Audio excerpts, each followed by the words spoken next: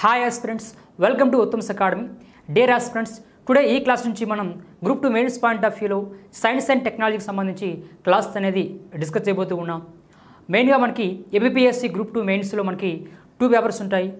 Paper 1 వచ్చేసి మనకి Indian polity 75 marks, అలాగే ఏపీఎస్టీ 75 మార్క్స్ ఉంటుంది.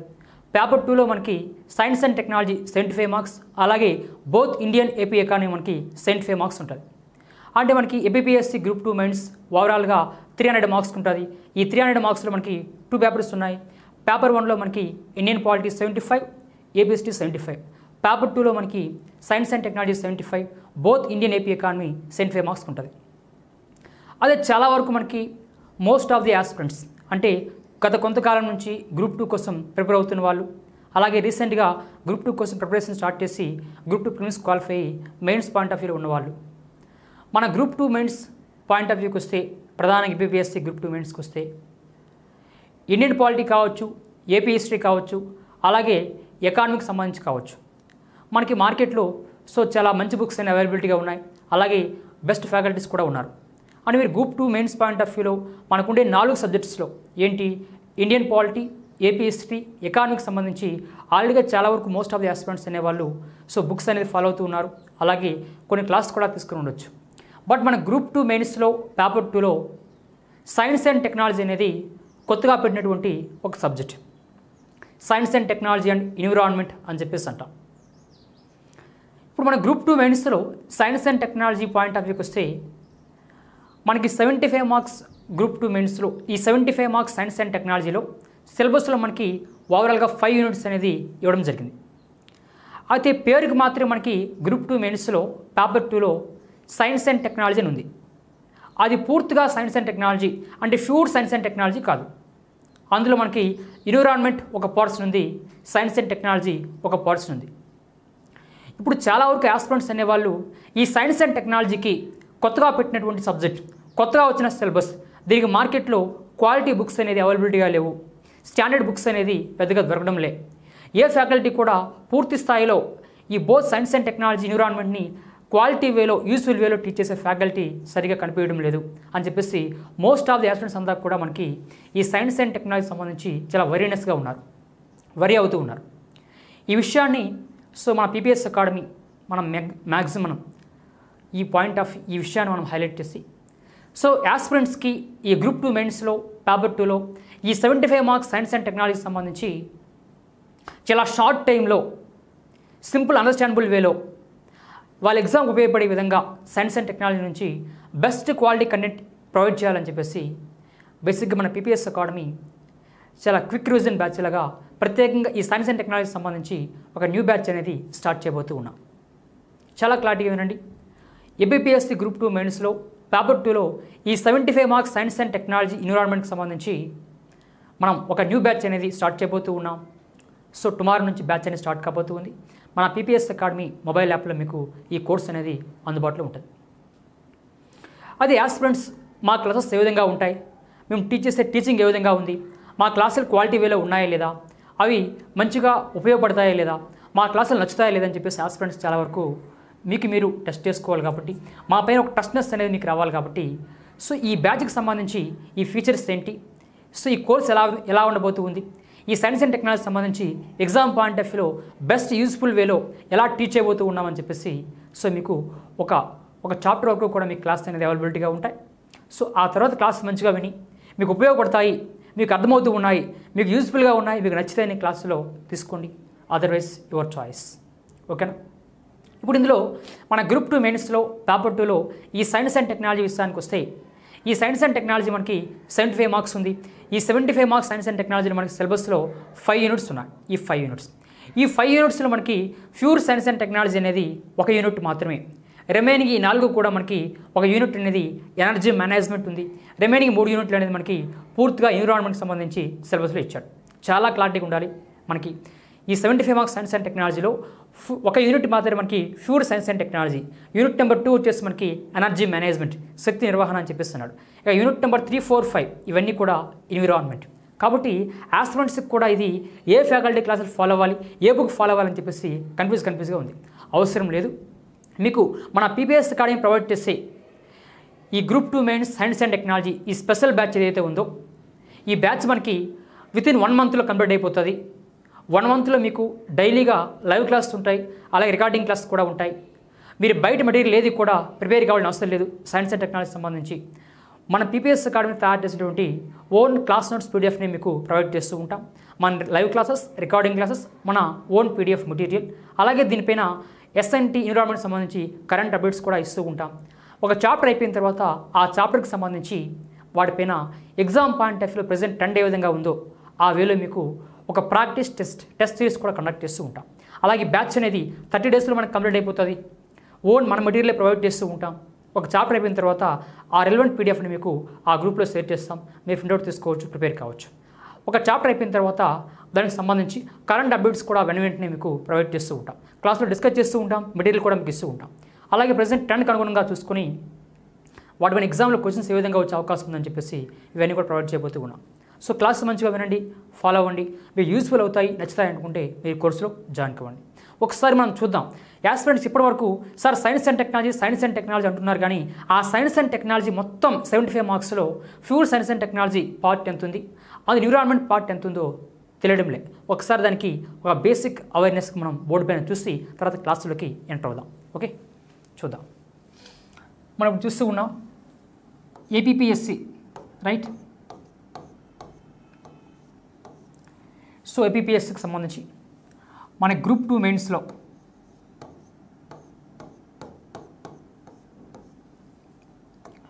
గ్రూప్ 2 మెయిన్స్ సంబంధించి మనం పేపర్ 2లో ఉన్నాం. పేపర్ 2లో, రైట్, పేపర్ 2లో మనకి ఎస్ఎన్టీ సైన్స్ అండ్ టెక్నాలజీ, దీంతో పాటుగా ఎన్విరాన్మెంట్ కూడా ఉంది. ఏముంది? ఎన్విరాన్మెంట్ కూడా. ఇది మనకి వాస్తవానికి వాటి సిలబస్లో వాడు ఇచ్చింది. అంటే సిలబస్ తయారు చేసిన వాళ్ళకి బేసిక్గా ఒక విషయం మిస్ అయి ఉంటారు, అవేర్నెస్, ల్యాక్ ఆఫ్ అవేర్నెస్ అయి ఉంటుంది సిలబస్ ఫ్రేమ్ చేసేటప్పుడు. మనకి ఇచ్చిన సిలబస్లో గ్రూప్ 2 మెయిన్స్లో పేపర్ 2లో మనకు తీసుకుంటే సైన్స్ అండ్ టెక్నాలజీ అని మాత్రమే సిలబస్లో టైటిల్ ఆఫ్ ది సబ్జెక్ట్ ఇచ్చాడు, టైటిల్ ఆఫ్ ది సబ్జెక్ట్. కానీ ఇందులో సైన్స్ అండ్ టెక్నాలజీతో పాటుగా ఎన్విరాన్మెంట్ కూడా ఉంది, పర్యావరణం కూడా ఉంది అనే విషయాన్ని ఆస్పిరెంట్స్ గుర్తించాలి. కాబట్టి మనకి ఏబిపిఎస్సిలో తీసుకున్నప్పుడు, పేపర్ 2లో తీసుకున్నప్పుడు, మెయిన్స్ పాయింట్ ఆఫ్ వ్యూలో సైన్స్ అండ్ టెక్నాలజీ ఎన్విరాన్మెంట్ అనేది మనకి 75 మార్క్స్కి ఉంది. ఎన్ని మార్క్స్కి ఉందమ్మా? 75 మార్క్స్ అంటాం. 75 మార్కులకు ఉంది. 75 మార్కులు. ఇప్పుడు ఈ 75 మార్కులు మనం తీసుకున్నప్పుడు ఇందులో సిలబస్లో వాడు ఇచ్చింది 5 యూనిట్స్ ఇచ్చాడు. సిలబస్లో వాడు ఇచ్చింది యూనిట్స్ ఇచ్చాడంటే 5 యూనిట్స్ అనేది ఇవ్వడం జరిగింది. ఈ 5 యూనిట్స్లో వాడు చెప్పిన దాని ప్రకారం ఈ 5 యూనిట్స్లో ఒక యూనిట్ అనేది యూనిట్ నెంబర్ 1 అనేది ఎస్ఎన్టీకి సంబంధించింది. ఇది పూర్తిగా ప్యూర్ సైన్స్ అండ్ టెక్నాలజీకి సంబంధించింది. సో రిమైనింగ్ తీసుకున్నప్పుడు 2, 3 అలాగే యూనిట్ నెంబర్ 4 and 5 ఇవన్నీ కూడా మనం తీసుకుంటే ఇది పూర్తిగా మనకి ఎన్విరాన్మెంట్కి సంబంధించింది. ఈ విషయాన్ని మనం క్యాచ్ చేయాలి. ఆస్పిరెంట్స్కి ఈ విషయం పైన మనకి అవేర్నెస్ అనేది ఉండాలి. ఓకేనా? మనకి ఇచ్చినటువంటి ఈ 75 మార్క్స్ ఎస్ఎన్టీ ఎన్విరాన్మెంట్లో ప్యూర్ మనకి యూనిట్ నెంబర్ 1 మాత్రమే పూర్తిగా ఎస్ఎన్టీ. రిమైనింగ్ 2, 3, 4 ఈ 3 కూడా తీసుకుంటే 2, 3, 4, 5 అవి పూర్తిగా ఎన్విరాన్మెంటల్ సైన్స్. ఒకసారి మనం చూద్దాం బోర్డు పైన, రైట్.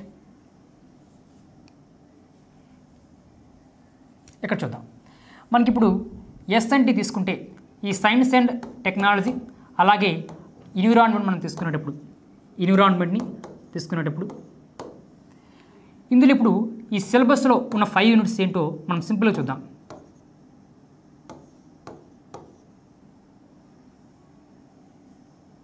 ఈ సిలబస్లో ఉన్నటువంటి ఈ 5 యూనిట్స్లో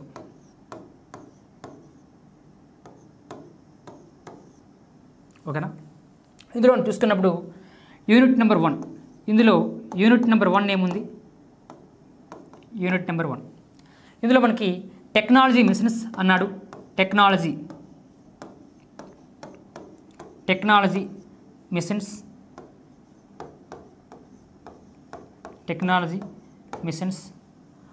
పాలసీస్ అండ్ అప్లికేషన్స్ అన్నాడు. Policies and applications. Unit number 1లో పాలిటీస్ అండ్ అప్లికేషన్స్. ఇది మాత్రమే మనకి ఫ్యూచర్ సైన్స్ అండ్ టెక్నాలజీ చెప్తాం దీన్ని. ఇది మనకి పూర్తిగా సైన్స్ అండ్ టెక్నాలజీ అంటే ఎస్ఎన్టీకి సంబంధించింది. ఇది పూర్తిగా సైన్స్ అండ్ టెక్నాలజీకి సంబంధించింది. ఇక రిమైనింగ్ యూనిట్ 2 చూస్తే ఎనర్జీ మేనేజ్మెంట్ అన్నాడు. ఎనర్జీ మేనేజ్మెంట్, శక్తి నిర్వహణ అని చెప్పేసి ఇది ఎనర్జీ మేనేజ్మెంట్ ఉంది. ఎనర్జీ మేనేజ్మెంట్, శక్తి నిర్వహణ. అలాగే యూనిట్ 3 ఇకోసిస్టమ్ అండ్ బయోడైవర్సిటీ అన్నాడు. Ecosystem and biodiversity.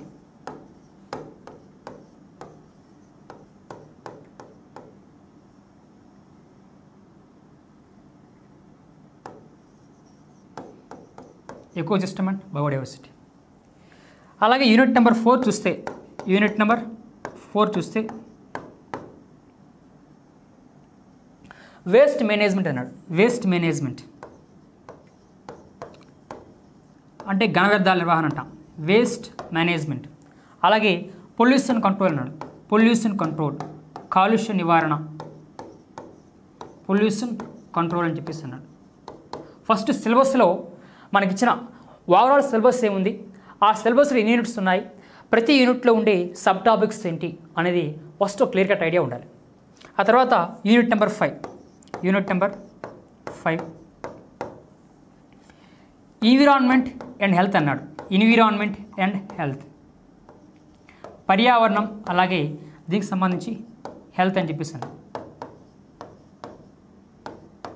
ఇది ఓవరాల్ మనకి మన గ్రూప్ 2 మెయిన్స్లో ఉండే ఎస్ఎన్టీ సిలబస్ ఇది. సో ఎస్ఎన్టీ అండ్ ఎన్విరాన్మెంట్ యొక్క సిలబస్, ఎస్ఎన్టీ ఎన్విరాన్మెంట్. ఇక్కడ మనం తీసుకునేటప్పుడు బాగా అబ్జర్వ్ చేయండి.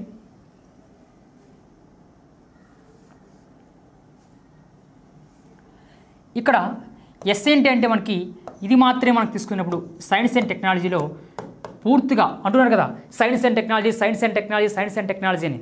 మనం ఇక్కడ అబ్జర్వ్ చేస్తే జస్ట్ మనకి ఇది మాత్రమే, ఏది ఇదిగోండి ఎస్ఎన్టీలో యూనిట్ నెంబర్ 1లో ఇదే మనకి సైన్స్ అండ్ టెక్నాలజీ, ఏది టెక్నాలజీ మిషన్స్ ఏమున్నాయి, అలాగే ఇవన్నీ చెప్పేసి మనకి కనిపిస్తుంది.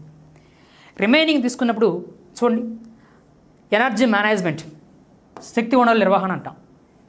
అలాగే ఎకోసిస్టమ్ అండ్ బయోడైవర్సిటీ, ఆవరణ వ్యవస్థ, అలాగే జీవ వైవిధ్యం అని చెప్పేసి అంటాం.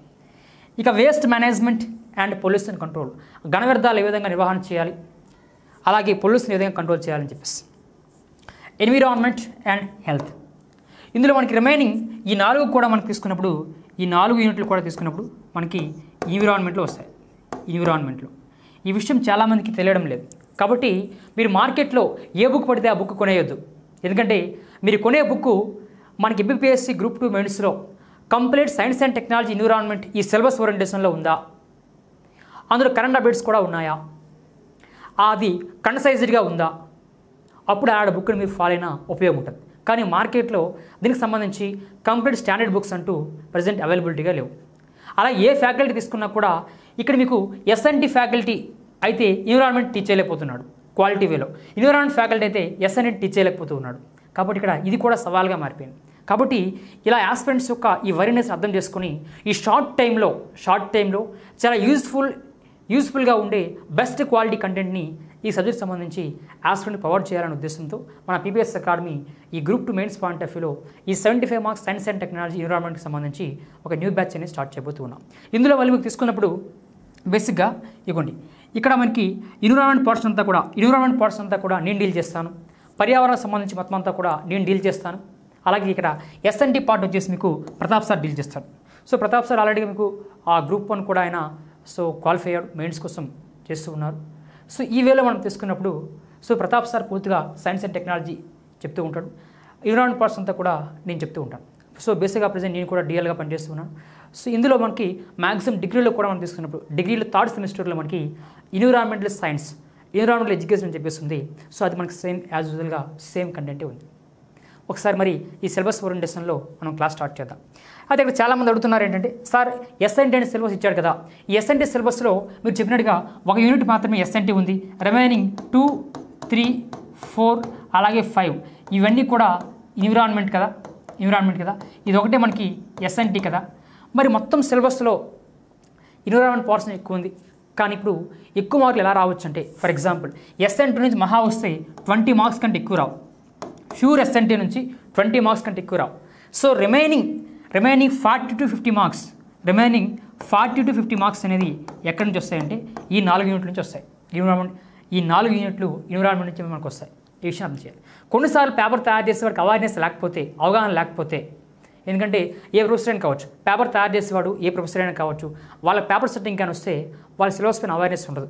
అలాంటి సందర్భాల్లో వాళ్ళు పూర్తిగా ఎన్విరాన్మెంట్ నుంచి సగం, ఎస్ఎన్టీ నుంచి సగం ఇవ్వచ్చు. కాబట్టి కొన్నిసార్లు ఎస్ఎన్టీ నుంచి ఎక్కువ రావచ్చు, ఎన్విరాన్మెంట్ నుంచి తక్కువ రావచ్చు, ఎన్విరాన్మెంట్ నుంచి ఎక్కువ రావచ్చు, ఎస్ఎన్టీ నుంచి తక్కువ రావచ్చు. కానీ చాలా వరకు 90% అయితే ఎన్విరాన్మెంట్ పోర్షనే ఎక్కువ. ఓకేనా? అయితే మనకి ఈ సిలబస్లో కూడా సిలబస్ ఫ్రేమ్ చేసినప్పుడు కూడా అంటే బోర్డు వాడిని అనకూడదు, ఇక్కడ తప్పేం లేదు. ఇక్కడ ఎంతటి వ్యక్తి అయినా సరే తన నేర్చుకున్న నాలెడ్జ్ని ఉపయోగపడే విధంగా బెస్ట్ క్వాలిటీ కంటెంట్ని టీచ్ చేసే ఎవరైనా సరే మాట్లాడే అవకాశం ఉంది, వాళ్ళకి రైట్ కూడా ఉంది. ఈ బోర్డు వాడు ప్రధానంగా సిలబస్ ఇచ్చాడు, ఎస్ఎన్టీ సిలబస్ ఇచ్చాడు. ఆ ఎస్ఎన్టీ సిలబస్ యొక్క టైటిల్ ఏ విధంగా పెట్టాలి, science and technology and environment అని పెట్టాలి. బట్ వాడికి ఐడియా లేదు, సైన్స్ అండ్ టెక్నాలజీ అని మాత్రమే ఇచ్చాడు. దానివల్ల చాలా వరకు ఆస్పిరెంట్స్ సిలబస్ ఏముందో చూడకుండా, ఓహో ఇది మొత్తం సైన్స్ అండ్ టెక్నాలజీ ఏమో, గ్రూప్ 1 లెవెల్లో ఉండి కష్టంగా ఉంటుందేమో అని ఫీల్ అయిపోతున్నారు. అక్కడ చాలా భయపడుతున్నారు. అది కరెక్ట్ కాదు, ఇది ఫ్యాక్ట్. సెకండ్ ఏంటి అంటే, మనకి ఎన్విరాన్మెంట్ ఇందులో సిలబస్లో ఇచ్చాడు, కానీ వాడు నేరుగా ఎకో సిస్టమ్ బయోడైవర్సిటీకి పోయాడు. కానీ ఎన్విరాన్మెంట్ అంటే ఏంటి, కాంపోనెంట్స్ ఆఫ్ ఎన్విరాన్మెంట్, పర్యావరణంలో ఉండే భాగాలేంటి, స్ట్రక్చర్ ఆఫ్ ది ఎన్విరాన్మెంట్, పర్యావరణ నిర్వహణ ఏంటి, అందులో మనం తీసుకున్నప్పుడు అట్మాస్ఫియర్, హైడ్రోస్ఫియర్, బయోస్ఫియర్, లిథోస్ఫియర్ యొక్క ఇంపార్టెన్సెస్ ఏంటి, అందులో మనం తీసుకున్న మళ్ళీ troposphere, atmosphere, troposphere, stratosphere, mesosphere, thermosphere, exosphere యొక్క ఉన్నటువంటి కీ ఎలిమెంట్స్ ఏంటి, అది మనకి చెప్పకుండా నేరుగా ఎకో సిస్టమ్ గురించి చేశాడు.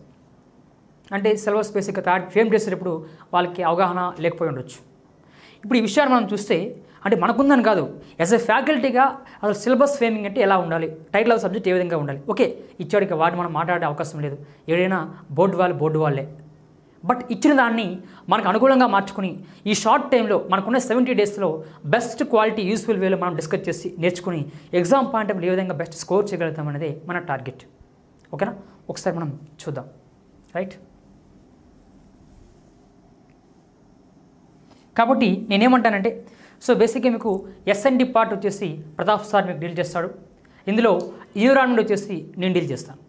అంటే మీకు యూనిట్ నెంబర్ 1 అనేది ప్రతాప్ సార్ డీల్ చేస్తాడు, యూనిట్ నెంబర్ 2, 3, 4, 5 ఈ 3 కూడా నేను డీల్ చేస్తాను, ఈ 4. అదే బేసిక్గా మనకి సిలబస్లో చూసుకున్నప్పుడు మనం చూస్తామంటే ఒకసారి అబ్జర్వ్ చేయండి. సిలబస్లో ఇక్కడ ఏముంది చూడండి, మనకి ఇచ్చినటువంటి సిలబస్లో నేరుగా ఎకో సిస్టమ్ బయోడైవర్సిటీకి వెళ్ళిపోయినాడు. అంటే ఎక్సెప్ట్ ఎనర్జీ మేనేజ్మెంట్ మనం చూద్దాం, ఈ శక్తి నిర్వహణ అని చెప్పేసి. ఎకో సిస్టమ్ బయోడైవర్సిటీ అంటే ఏంటి, ఇక్కడ ఆవరణ వ్యవస్థ, బయోడైవర్సిటీ.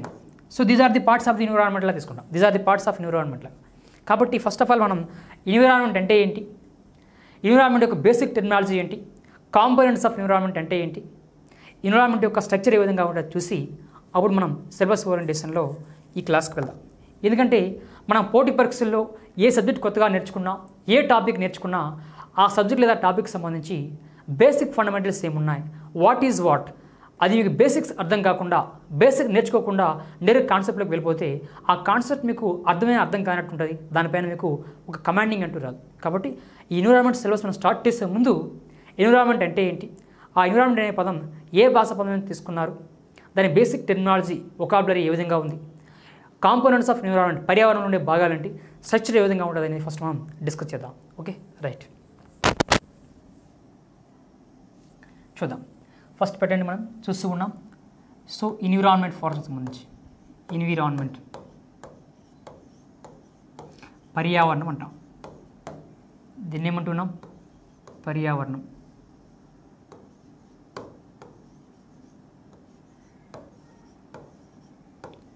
రైట్, కనీసం ఈ బేసిక్ నుంచి మనకి 1 or 2 క్వశ్చన్స్ అయితే గ్యారెంటీ వస్తాయి. ఈ బేసిక్స్ నుంచి మనం 1 or 2 క్వశ్చన్ని 1 or 2 క్వశ్చన్స్ని ఎక్స్పెక్ట్ చేయొచ్చు. ఏది బేసిక్స్ ఆఫ్ ఎన్విరాన్మెంట్ నుంచి చూద్దాం. అసలు మనం ఒక 50 మార్క్స్ వెయిటేజ్ ఉన్నటువంటి ఎన్విరాన్మెంట్ అనే ఒక సబ్జెక్ట్ని డిస్కస్ చేయబోతూ ఉన్నాం. Nothing but environmental science in this point of వ్యూలో. మరి పర్యావరణం అంటే ఏంటి? ఆ పర్యావరణం ఎన్విరాన్మెంట్ అనే పదాన్ని ఏ భాషా పదం నుంచి తీసుకున్నారు? దాని ఎగ్జాక్ట్ మీనింగ్ ఏంటి? ఆ ఎన్విరాన్మెంట్లో ఉండే కాంపోనెంట్స్ ఏంటి? దాని స్ట్రక్చర్ ఏంటి అనేది చూద్దాం. బేసిక్ మనకి తెలుగులో పర్యావరణం అంటాం, ఇంగ్లీష్లో ఎన్విరాన్మెంట్ అంటాం. సో ఎన్వైర్న్మెంట్ అని కూడా అనొచ్చు, నో ప్రాబ్లం.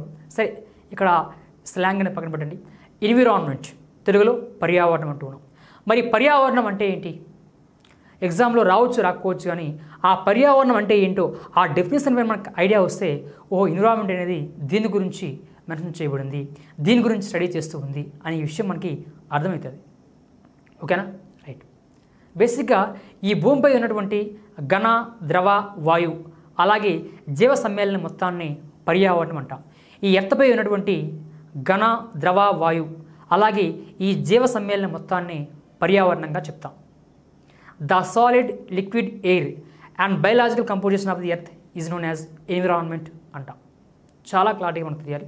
ఒకసారి డెఫినేషన్ చూద్దాం. రైట్, ఎన్విరాన్మెంట్ అంటే ఏంటో ఒకసారి డెఫినేషన్ చూద్దాం. అంటే మనకి ఈ సబ్జెక్ట్ అనేది దేని గురించి చెప్తూ ఉంది అనేది మనకి ఒక బేసిక్ ఐడియాగా మనకి తెలియాలి. రైట్, దీన్ని ఏమంటానా? ఎన్విరాన్మెంట్. ఏమన్నా ఈ భూమిపై ఉన్నటువంటి ఘన, ద్రవ, వాయు ఈ జీవ సమ్మేళనం మొత్తాన్ని పర్యావరణం అని చెప్పేసి అంటూ ఉన్నాం. అంటే ఇక్కడ ఏమంటూ ఉన్నాడు? ఈ భూమిపై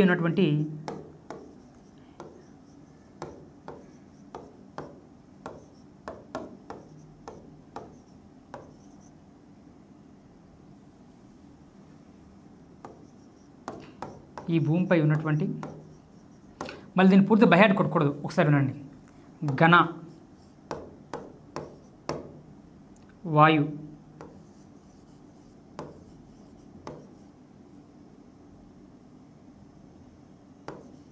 ద్రవ మరియు జీవ సమ్మేళనం మొత్తాన్ని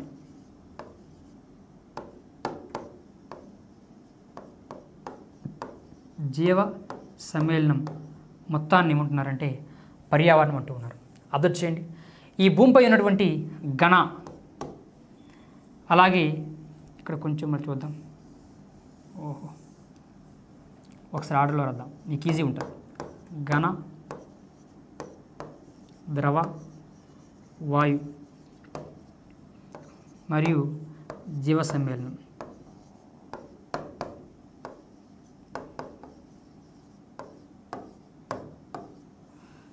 వచ్చేయండి.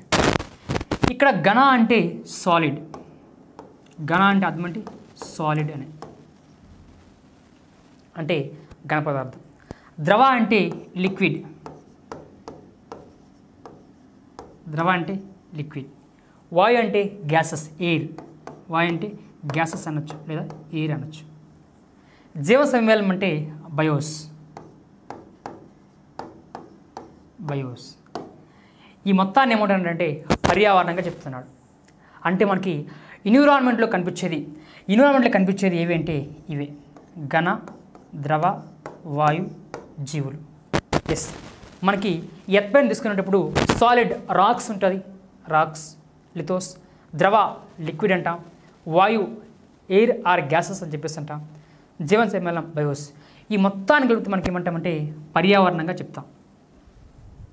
వీటిని పర్యావరణంలో భాగాలు అని కూడా చెప్పొచ్చు ఏమైనా తీసుకునేటప్పుడు. ఓకేనా? ఒక ఇంగ్లీష్ మీడియంలో ఎవరైనా ఉంటే the solid, liquid, air and biological composition of the earth is known as environment అంటాం. మరి ఇలా చెప్పే ఎన్విరాన్మెంట్ అనేది, ఈ పర్యావరణం అనేది ఏ భాషా పదం నుంచి తీసుకోబడింది అంటే ఫ్రెంచ్ భాషా పదం నుంచి తీసుకోబడింది. ఇది చాలా ఇంపార్టెంట్. ఓకేనా? అడగొచ్చు, ఈ పర్యావరణం అనే పదం ఏ భాషా పదం నుంచి తీసుకోవడం జరిగింది అంటే ఫ్రెంచ్ భాషా పదం అంటాం. The term environment taken from the French language word అంటాం. ఓకేనా?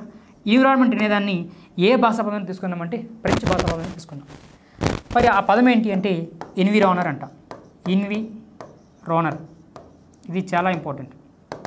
ఫ్రెంచ్ భాషలో ఎన్విరానర్ అనే పదం నుంచి మనకి ఇంగ్లీష్ భాషలో ఎన్విరాన్మెంట్ అనే పదం వచ్చింది. ఈ విషయాన్ని మనం క్యాచ్ చేయాలి. The English term environment derived from the French language word environner. Environner అని ఫ్రెంచ్ భాషా పదం నుంచి ఎన్విరాన్మెంట్ అని ఆంగ్ల భాషా పదం తీసుకోవడం జరిగింది. బేసిక్గా తెలుగులో దీన్ని ఏమంటామంటే తెలుగులో పర్యావరణం అంటున్నాం. మరి ఏంటి ఎన్విరానర్ అనే దానికి అర్థం ఏంటి? What is the exact meaning of environner? ఈ ఎన్విరానర్ అంటే అర్థం ఏంటి అంటే సరౌండ్స్ అంటాం. సరౌండ్స్ లేదా ఎన్సర్కిల్ అంట. అంటే మన చుట్టుపక్కల ఉండుట, చుట్టుకొని ఉండుట అని చెప్పేసి అంట.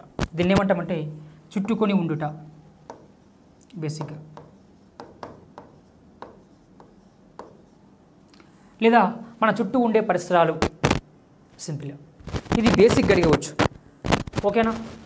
మనకి ఎన్విరాన్మెంట్ అనే ఈ పదాన్ని ఏ భాషా పదం తీసుకున్నామంటే ఫ్రెంచ్ భాషా పదం. ఫ్రెంచ్లో ఏ వర్డ్ నుంచి? ఎన్విరానర్. ఎన్విరానర్ అంటే ఇంగ్లీష్లో అర్థం ఏంటి? Surrounds or encircle. మన చుట్టూ ఆవరించి ఉండుట, చుట్టుకొని ఉండుట, మన చుట్టూ ఉండే పరిసరాలు అని చెప్పేసి అంట. ఇది బేసిక్గా తప్పనిసరిగా దీన్ని మైండ్లో పెట్టుకోండి. ఇక నెక్స్ట్ మనం చూస్తే మరి ఏమన్నాడు చూడండి. ఈ ఎర్త్ తీసుకునేటప్పుడు, ఈ ఎర్త్ని మనం తీసుకునేటప్పుడు భూమి, ఓకేనా? దీన్ని ఏమంటాం? ఇలా భూమిని మనం తీసుకునేటప్పుడు, లేదా వాడనే దాని ప్రకారమే సరౌండింగ్స్ అని తీసుకునేటప్పుడు, సరౌండింగ్స్ పరిసరాలు, దీన్ని నేచర్గా తీసుకోవచ్చు. నేచర్, ప్రకృతి, దీన్ని ఏమంటాం? ప్రకృతి. వాడేమన్నాడు? ఈ భూమిపై ఉన్నటువంటి ఘన, ద్రవ, వాయు జీవ సమ్మేళనం మొత్తాన్ని పర్యావరణం అన్నారు కదా. ఇక్కడ మనం తీసుకుంటే ఈ భూమి పైన మనకి ఏముంటాయి, ఏం కనిపిస్తూ ఉంటాయి? ఈ భూమి పైన మనకి ఏం కనిపిస్తూ ఉంటాయంటే చూస్తున్నాం. ఒకటి మనకి జీవులు ఉంటాయి, ఒకటి మనకి ఏముంటాయంటే దీనికంటే ముందు ఓకేనా లివింగ్ ఆర్గానిజమ్స్ అంట. ఒకటి ఏముంటాయంటే లివింగ్ ఆర్గానిజమ్స్. ఏముంటుందని లివింగ్ ఆర్గానిజమ్స్ అంటాం. లివింగ్ ఆర్గానిజమ్స్ దీన్ని ఏమంటామంటే జీవులు అంటాం. లివింగ్ ఆర్గానిజమ్స్ ఏమంటాం? జీవులు అంటాం. ఇంకోటి ఏంటంటే నాన్ లివింగ్ ఆర్గానిజమ్స్. దీన్ని ఏమంటామంటే నాన్ లివింగ్ ఆర్గానిజమ్స్ అంటాం. Non living organisms. దీన్ని ఏమంటామంటే నిర్జీవులు అంటాం. వీటిని ఏమంటాం? నిర్జీవులు. దీన్ని ఏమంటామంటే నిర్జీవులు అంటాం. ఇలా చాలా చాలా ఇంపార్టెంట్. జీవులు, నిర్జీవులు. ఇక్కడ తీసుకునేటప్పుడు మొత్తం ఎర్త్ని తీసుకునేటప్పుడు, ఈ భూమిని తీసుకునేటప్పుడు, ఈ నేచర్లో చూస్తుంటే మనకేం కనిపిస్తూ ఉన్నాయి? ఒకటి లివింగ్ ఆర్గానిజమ్స్ జీవులు, రెండు నాన్ లివింగ్ ఆర్గానిజమ్స్ నిర్జీవులు. ఈ భూమిపైన లివింగ్ ఆర్గానిజమ్స్ ఉంటాయి, నాన్ లివింగ్ ఆర్గానిజమ్స్ ఉంటాయి. ఈ నేచర్లో లివింగ్ ఆర్గానిజమ్స్ ఉంటాయి, నాన్ లివింగ్ ఆర్గానిజమ్స్ ఉంటాయి. మరి లివింగ్ ఆర్గానిజమ్స్ అంటే ఏంటి? జీవులు. జీవులు అంటే విత్ బ్రీత్ అంటాం. ప్రాణంతో ఉండే జీవుల్ని ఏమంటామంటే లివింగ్ ఆర్గానిజమ్స్ అని. వితౌట్ బ్రీత్ ప్రాణం లేనటువంటి జీవుల్ని ఏమంటామంటే నాన్ లివింగ్ ఆర్గానిజమ్స్ అంటాం. మరి నాన్ లివింగ్ ఆర్గానిజమ్స్ ఏంటి, లివింగ్ ఆర్గానిజమ్స్ ఏంటి, వాటి ఎగ్జాంపుల్స్ ఏంటో చూద్దాం. లివింగ్ ఆర్గానిజమ్స్ తీసుకుంటే ఏం తీసుకుంటాం? ఈ plants and trees, animals. Plants and trees, animals వీటిని ఏమంటామంటే లివింగ్ ఆర్గానిజమ్స్ అంటాం. మన నాన్ లివింగ్ ఆర్గానిజమ్స్ ఏముంటాయి అంటే ప్రాణం లేనటువంటి ఎయిర్, గాలి అంటాం, వాటర్, లిక్విడ్, ఓకేనా, రాక్స్, ఇట్లా వీటిని ఏమంటామంటే నాన్ లివింగ్ ఆర్గానిజమ్స్ అంటాం. సో ఒకసారి మనం చూద్దాం. లివింగ్ ఆర్గానిజమ్స్లో మళ్ళీ మనం తీసుకున్నప్పుడు 2 టైప్స్ ఉంటాయి. ఇందులో 2 టైప్స్, ఓకేనా. ఇందులో మళ్ళీ ఏమన్నా ఒకటి plants and trees, plants and trees, రెండు యానిమల్స్, జంతువులు, అది ఇంక్లూడింగ్ హ్యూమన్ బీయింగ్స్. ఇక్కడ ప్లాంట్స్ అండ్ ట్రీస్ మొక్కలు, దీన్ని ఏమంటాం మొక్కలు. ఇవి మనకి లివింగ్ ఆర్గానిజమ్స్. మన నాన్ లివింగ్ ఆర్గానిజమ్స్ ఎగ్జాంపుల్స్ ఏంటి తీసుకుంటే మనకి ఎయిర్, గాలి, ఓకేనా, అలాగే వాటర్, నీరు, వాటర్ నీరు. అలాగే రాక్స్, సాలిడ్ అంట, సాలిడ్ అంటే రాక్స్.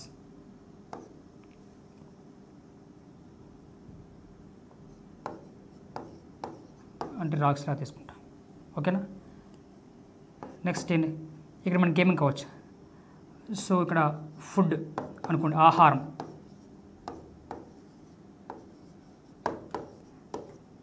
ఇట్లా ఇవన్నీ కూడా మనకి నాన్ లివింగ్ ఆర్గానిజమ్స్ వస్తాయి. మీరు బాగా అబ్జర్వ్ చేయండి. ఇవి ప్రాణం లేనటువంటివి, ఇవి ప్రాణం ఉన్నటువంటివి. మన ఎగ్జామ్ పాయింట్ అడుగుతాడు, పర్యావరణంలో భాగాలేంటి? Which of the following elements are the parts of the environment? What are the components of the environment? పర్యావరణంలో ఉండే భాగాలేంటి?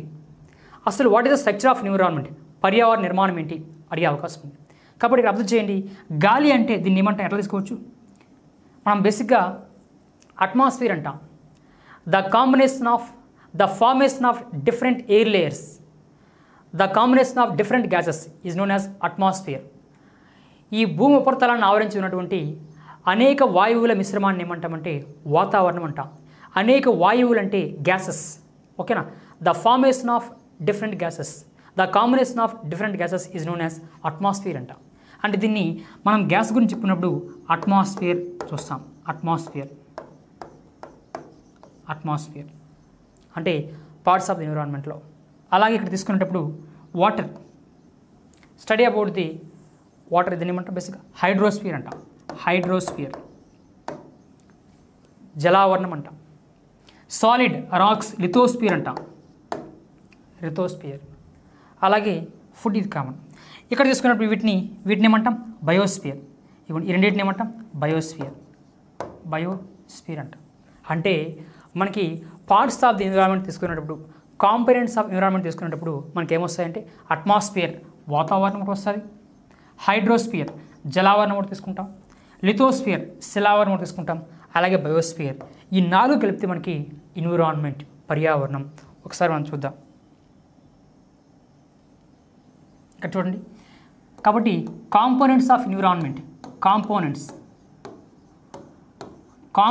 ఆఫ్ ఎన్విరాన్మెంట్ అంటాం. పర్యావరణంలో ఉండే భాగాలేంటి? Components of environment. అంటే దీన్నే స్ట్రక్చర్ ఆఫ్ ది ఎన్విరాన్మెంట్ అంటాం.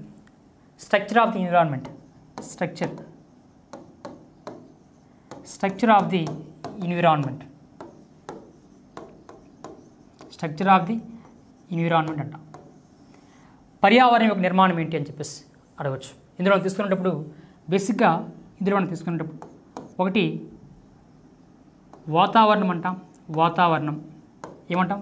ఒకటి వాతావరణం, రైట్. 2 జలావరణం, 2 జలావరణం. 3 జీవావరణం. 4 శిలావరణం అంటాం, శిలావరణం.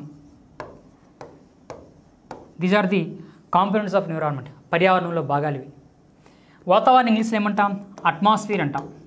అట్మాస్ఫియర్ అంటాం. జలావరణాన్ని ఏమంటాం? హైడ్రోస్ఫియర్. జలావరణం హైడ్రోస్ఫియర్. జీవావరణం బయోస్ఫియర్.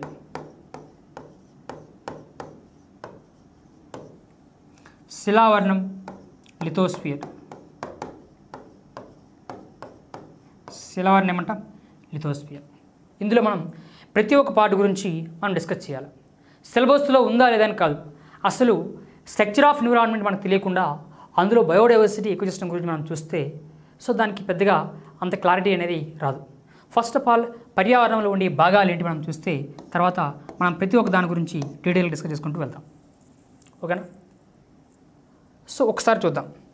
సో దీనికంటే ముందు మనం బేసిక్గా చూసుకుంటే అసలు ఫస్ట్ టైం ప్రపంచవ్యాప్తంగా తీసుకున్నప్పుడు పర్యావరణ పరిరక్షణ కోసం ఎట్లాంటి ఒక డెసిషన్స్ అనేది తీసుకున్నారు, పర్యావరణ పరిరక్షణ గురించి, పర్యావరణ సమస్యల పట్ల ప్రజల్లో అవేర్నెస్ కల్పించడానికి ఎట్లాంటి యాక్షన్స్ అనేది చేపట్టారు, ప్రపంచంలో ఫస్ట్ టైం పర్యావరణ మీటింగ్ ఎప్పుడు జరిగింది, అసలు ఏ డేని పర్యావరణ దినోత్సవంగా ఎన్విరాన్మెంటల్ డేగా సెలబ్రేట్ చేస్తూ ఉంటారు?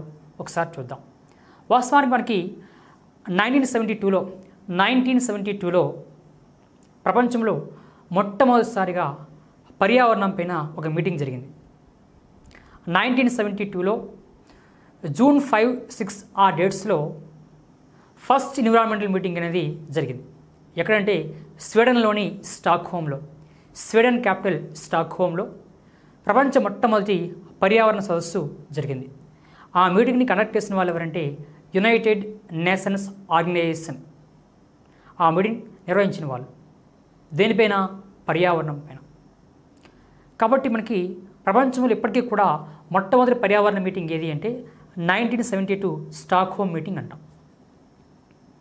ఆ మీటింగ్ కండక్ట్ చేసిన వాళ్ళు యునైటెడ్ నేషన్స్ ఆర్గనైజేషన్, యుఎన్ఓ వాళ్ళు.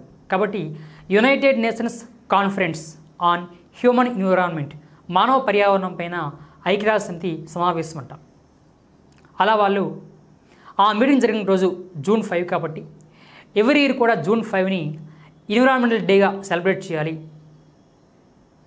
పర్యావరణ పరిరక్షణ గురించి, for the protection of environment, అలాగే raise awareness on environmental issues among the people, ప్రజల్లో పర్యావరణ సమస్యల పట్ల అవగాహన కల్పించాలని చెప్పేసి సంవత్సరంలో ఏదైనా ఒక రోజుని పర్యావరణ దినోత్సవంగా జరుపుకోవాలని చెప్పేసి తీర్మానించారు.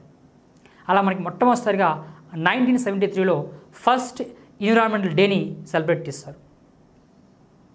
ఓకేనా? యునైటెడ్ నేషన్స్లోని స్పోకనే అనే ప్లేస్లో ఓన్లీ వన్ ఎర్త్ అనే థీమ్తో. మన లేటెస్ట్గా 2023 June 5 environmental day theme solutions to the plastic pollution అంటాం. మరి వరల్డ్ వైడ్గా తీసుకునేటప్పుడు ప్రపంచంలో అనేక దేశాల్లో ఆ దేశంలో పర్యావరణ పరిరక్షణ కోసం చట్టాలు చేశాయి. అలా భారతదేశంలో కూడా పర్యావరణ పరిరక్షణ కోసం చట్టం చేశారు. దాన్నే పర్యావరణ పరిరక్షణ చట్టం అంటాం. 1986 భారతదేశంలో పర్యావరణ పరిరక్షణ కోసం చట్టం ఎప్పుడు చేయబడిందంటే 1986లో చేయబడింది. దాన్ని 1986 ద ఎన్విరాన్మెంట్ ప్రొటెక్షన్ యాక్ట్ అని చెప్పేసి అంటాం. ప్రపంచవ్యాప్తంగా ఈ పర్యావరణ పరిరక్షణ కోసం పాటుపడే వ్యక్తులకి, the persons who served for the protection of environment, పర్యావరణ పరిరక్షణ కోసం కృషి చేసే వ్యక్తులకి ప్రపంచవ్యాప్తంగా ఇచ్చే అవార్డు ఏది అంటే గోల్డ్మన్ ఎన్విరాన్మెంటల్ అవార్డు అంటాం.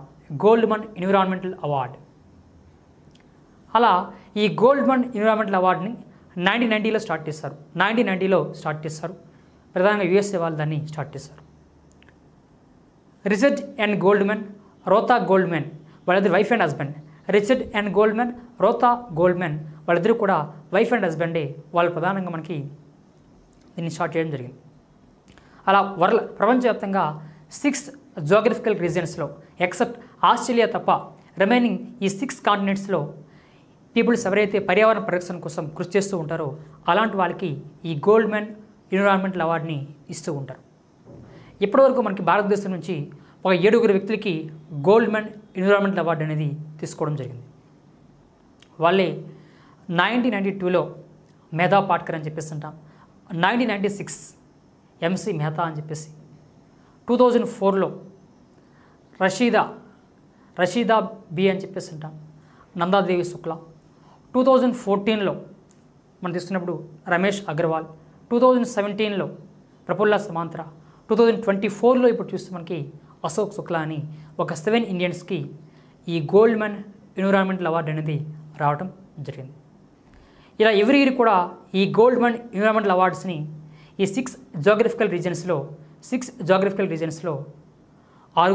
ఇస్తూ ఉంటారు. ఈ అవార్డు మనీ కింద $2 lakhs ఇస్తారు. $2 lakhs. ఇది మనకి ఒక బేసిక్ అవేర్నెస్గా మనకి గుర్తు ఉండాలి. ఒకసారి చూద్దాం.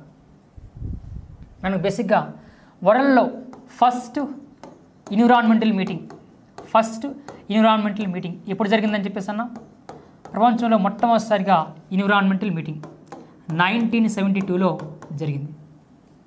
ఎగ్జాక్ట్గా ఎప్పుడు? June 5 to 6. ఎక్కడ? At Stockholm.